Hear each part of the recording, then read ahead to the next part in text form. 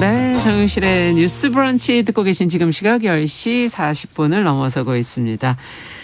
야, 정말 여러 가지 생각을 하게 하는 그런 환경 시간 마쳤습니다. 이제는 대중문화 매체와 사회문화 현상을 좀 깊이 있게 그리고 또 예민하게 좀 들여다보도록 하죠. 손희정의 문화비평 시간입니다. 오늘도 손희정 문화평론가 자리해 주셨어요. 어서 오세요. 예, 안녕하세요. 네, 오늘은 우리 그 온라인 생활 속의 그 데이터 경제 문제를 좀 같이 생각해 보자고 얘기하셨어요. 좀 쉽게 이해하실 수 있는 다큐를 가지고 왔는데요. 요즘 부쩍 AI, 그러니까 인공지능에 대한 이야기 많이 들으실 것 같은데요. 네. 2010년대 중반 즈음부터 AI와 뭐 기계학습, 알고리즘 맞아요. 이런 단어에 대한 관심들이 대중적으로 이제 막 관심이 폭발했었고요. AI 기반 상품들도 많이 나오고 있습니다. 그 즈음에 AI 기술이 비약적으로 발전할 수 있는 몇 가지 계기가 마련됐었기 때문인데요.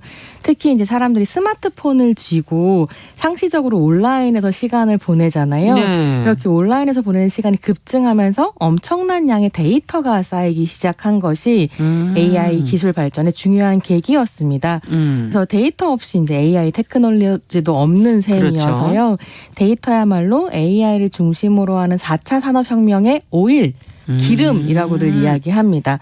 그러니까 말하자면 1차 산업혁명이 석탄이나 석유 같은 화석연료가 없었다면 불가능했었던 그렇죠. 것처럼 데이터 없이 4차 산업혁명은 없다는 의미인 거죠. 그러다 보니까 또 다들 데이터 하는 거고요. 예. 또 이제 시민들의 데이터 주권을 지켜야 한다 이런 이야기가 나오기도 합니다. 그래서 오늘은 이제 데이터 경제 시대에 함께 고민해 볼 만한 질문들을 던져주는 다큐를 두 편을 소개해 드리려고 하는데요. 네. 넷플릭스에서 만나보실 수 있는 작품들이고요. 예. 알고리즘의 편견이라는 작품과 소셜 딜레마라는 작품입니다. 네, 정말 이 4차 산업혁명 얘기하면서 AI 얘기를 하고 데이터 얘기들을 하시는데 그게 어떤 의미인지 우리에게 데이터 앞서 뭐 주권 이런 얘기까지 해주셔서 한번 그 기준에서 이제 작품들 하나씩 들여다봐야 될 텐데 알고리즘의 편견이라는 제목이라고요? 네, 그렇습니다. 그 작품부터 먼저 한번 좀 얘기 들어볼까요? 네, 이 작품을 설명을 좀 드리려면 일단 알고리즘이 무엇인가부터 이제 이야기를 드려야 될 것 같은데요. 네. 알고리즘은 쉽게 말하자면 어떤 문제를 해결하기 위한 과정 전반이라고 생각하시면 됩니다. 가장 우리가 쉽게 이제 경험할 수 있는 게 유튜브거든요. 네. 유튜브에 접속하면 추천 동영상들 막 뜨잖아요. 막 뜨죠. 네. 그게 이제 알고리즘이 우리에게 추천을 해주는 건데요. 예. 그러니까 손희정이라는 유저가 유튜브에 접속했을 때 이 사람을 유튜브에 오랫동안 머물도록 하기 위해서는 어떤 동영상을 추천하면 좋지? 라는 이제 질문을 너무 많으니까 사실은 던진다고 한다면 네. 이 질문이 알고리즘에 입력이 되고 그 알고리즘에 따라서 질문에 최적화된 답들이 도출되는 거죠. 그래서 제 이제 타임라인에 뜨는 것은 그 답이라고 보면 되고요. 예. 뭐 요즘에 제가 접속하면 아마도 라미랑 관련 동영상이 추천이 될 텐데요. 많이 보셨군요. 네, 얼마 전에 뉴스브런치 준비하면서 엄청나게 유튜브에서 검색을 했었기 때문에 네. 아마 라미란 동영상이 뜨게 될 겁니다. 그렇죠. 근데 사실은 꼭 이렇게 단순하게 추천되지만은 않습니다. 그러니까 동영상을 어떻게 추천하는지 유튜브에서도 공개하지 않고 있고요. 예. 또 이 알고리즘 자체가 인공지능이라서 스스로 데이터를 통해서 학습을 하면서 진화해 간다고 해요. 그러면 계속 유튜브를 보면 볼수록 그 데이터가 쌓인다는 건가요? 예, 그 데이터가 쌓이고 네. 나에게 뭔가를 추천해 주는데 그 추천해 주는 방식도 사실은 스스로 진화해 가기 때문에 개발자들이 정확하게 작동 방식을 설명하기 어렵다라고 설명을 하더라고요. 네. 근데 이 알고리즘이 유튜브 동영상 추천에만 활용되는 것이 아니라 예컨대 손희정이 사용하는 SNS에는 어떤 광고를 띄울까? 또 뭐 어떤 기사를 포털 메인에 걸까? 심지어 누구를 채용할까? 우리 대학에 누구를 합격시킬까? 뭐 은행에서는 누구에게 얼마를 대출해 줄까? 뭐 보험회사에서는 이 사람이 지불해야 하는 적절한 보험료는 얼마인가? 이런 것들 지금 이제 알고리즘이 AI들이 이제 계산을 하기 시작했고 예. 이렇게 사회 전반에 사용되면서 문제가 시작되고 있습니다. 그리고 조금 이따가 말씀을 드리겠지만 유튜브 동영상 추천 알고리즘도 비판적으로 보자면 볼 부분들이 좀 있습니다. 네, 사실 맨날 보던 그 분야 장르에서 주로 이제 계속 올라오니까 좀 느끼긴 하는데 막상 또 그걸 찾아가지고 가려면 새로운 걸 찾아가려면 좀 힘들고 어려운 부분이 있어서 네. 의지하게 되는 네. 경향이 있는 것 같긴 해요. 또 알고리즘이 좀 편리한 부분이 있어서요. 예. 예컨대 제가 뭐 포탈에 비건식 이렇게 비건 음식 그렇죠. 이런 걸 검색하면 이제 인스타 같은 SNS에 비건식 광고가 뜨는 거죠. 그래서 맞아요. 정보를 주기도 하고 이러면서 사실은 유저와 이제 개발자 사이에 상호작용이 펼쳐지게 됩니다. 네, 그러면 이 다큐멘터리를 한번 좀 들어가 보죠. 네, 알고리즘의 편견은 이 알고리즘이 굉장히 위험하다. 심지어는 무기가 될 수도 있다.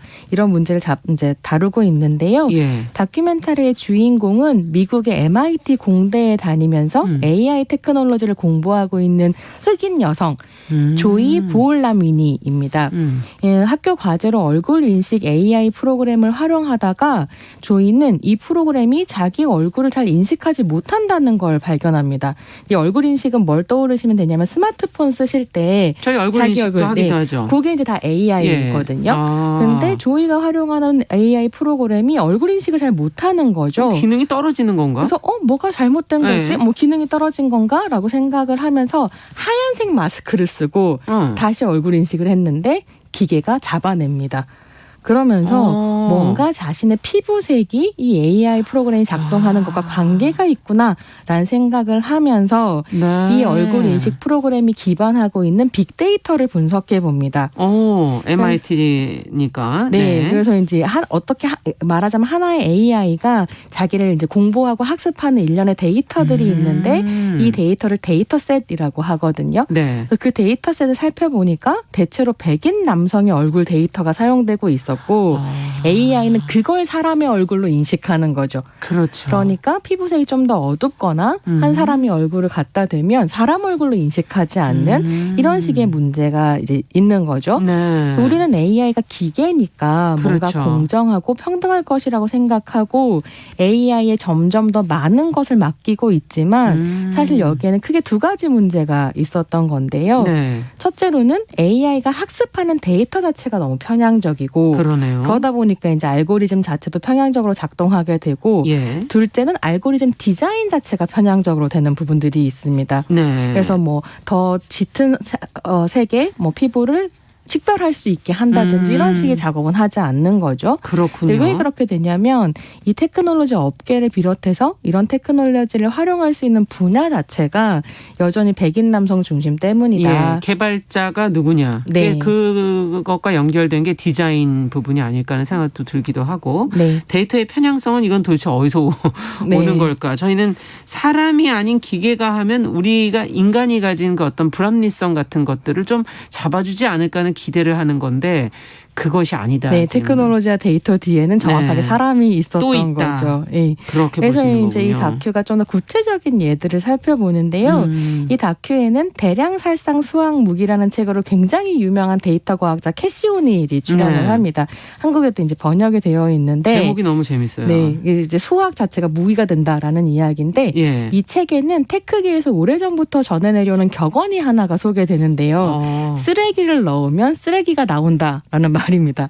그러니까 오염된 데이터를 넣으면 오염된 결과가 나온다라는 건데요. 중요한 얘기네요. 네, AI가 빅데이터로부터 쓰레기를 흡수해서 쓰레기를 뱉었던 가장 대중적인 케이스가 뭐냐면 MS사에서 만들었었던 채팅봇 테이입니다. 그래서 이제 사람들이 가서 뭐 유대인들은 죽어 마땅했다든지 페미니스트들은 문제가 있다든지 이런 빅데이터를 테이한테 입력을 했더니 네. 테이가 나중에 나는 히틀러를 존경한다든지 뭐 홀로코스트에 찬성한다 이런 말을 받아서 16시간 만에 서비스가 중단됐었던 중단될 수밖에 없네요. 이거는. 챗봇이었거든요. 네. 근데 그야말로 쓰레기를 넣으면 쓰레기가 나오기 때문에 빅데이터를 어떻게 우리가 이제 정지할 것인가 이런 고민들을 하게 되는데 예. 다큐에서 보여주고 있는 예 중에 하나는 이런 게 있어요. 아마존에서 사람을 채용하는데 예. AI를 굴린 거죠. 근데 이 아마존 AI가 여성 직원을 한 명도 뽑지 않았습니다.